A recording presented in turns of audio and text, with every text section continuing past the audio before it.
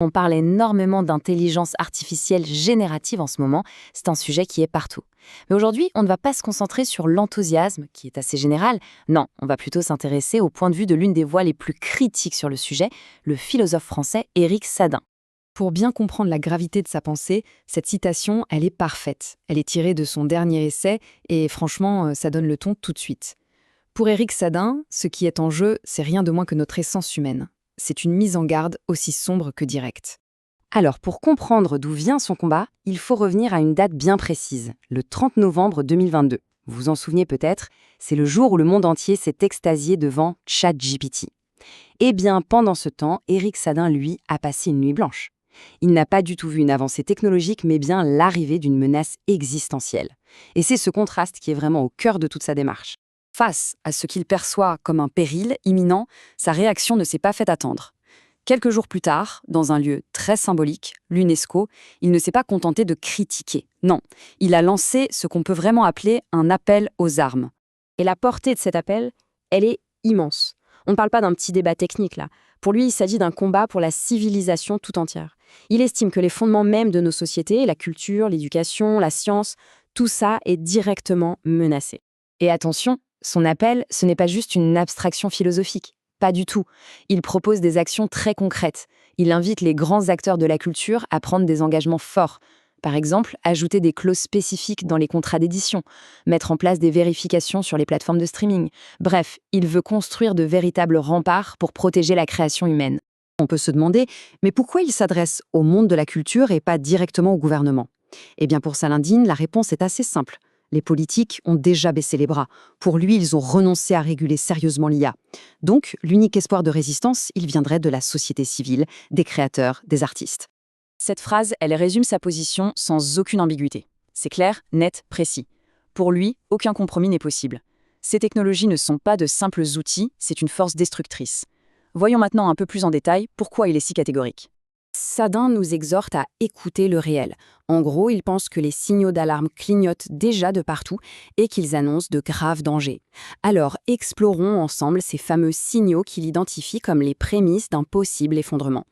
Le tout premier signal, il est économique. Et il est brutal. Certains commencent même à parler de « jobs apocalypse ». Ce chiffre, 80%, il donne le vertige. Il représente la part des métiers du secteur tertiaire qui reposent sur des capacités intellectuelles que l'IA peut maintenant imiter et donc potentiellement remplacer. Et cette menace, elle n'est pas du tout abstraite. On voit déjà des métiers qui sont touchés, les scénaristes, les traducteurs, les graphistes, et la liste s'allonge de jour en jour. Mais pour Sadin, le plus grave, ce n'est même pas la perte d'emploi. C'est la menace d'extinction de savoir-faire humain, de pans entiers de la richesse de notre culture.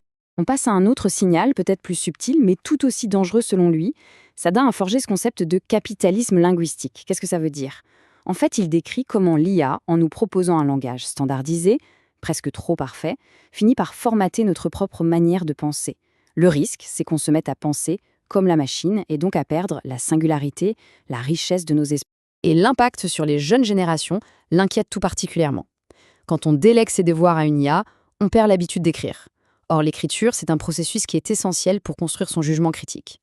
Et pire encore, il pointe un autre risque, celui d'une dépendance affective à ces systèmes, ce qui peut ouvrir la porte à toutes sortes de manipulations, notamment par des groupes extrémistes.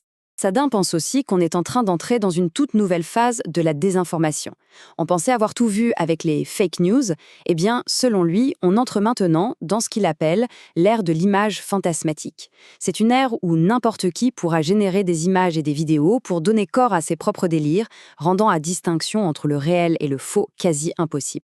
En fait, tous ces signaux d'alerte convergent vers ce que Sadin identifie comme la menace ultime. C'est vraiment le cœur philosophique de son angoisse, un concept qu'il nomme la humanité. A-humanité. Le terme est violent, il est presque barbare. C'est un mot qu'il a inventé pour décrire une humanité qui serait privée de ce qui fait son humanité. Une sorte d'existence où, biologiquement, on serait toujours là, mais on serait vidé de notre substance. Mais comment est-ce qu'on en arriverait là? Eh bien, Sadin décrit un processus en 3 étapes. D'abord, on délègue nos facultés créatives et intellectuelles. Ensuite, ça entraîne ce qu'il appelle une évacuation d'autrui, c'est-à-dire qu'on interagit de plus en plus avec des systèmes et de moins en moins avec d'autres humains. Et enfin, l'étape finale, l'exclusion pure et simple de l'humain au profit d'une gestion du monde entièrement automatisée. Et voilà l'image finale de sa prophétie. Dans ce monde-là, l'être humain n'est plus du tout l'acteur de sa propre histoire. Il est devenu un simple spectateur passif, une coquille vide dans un système qui fonctionne très bien sans lui.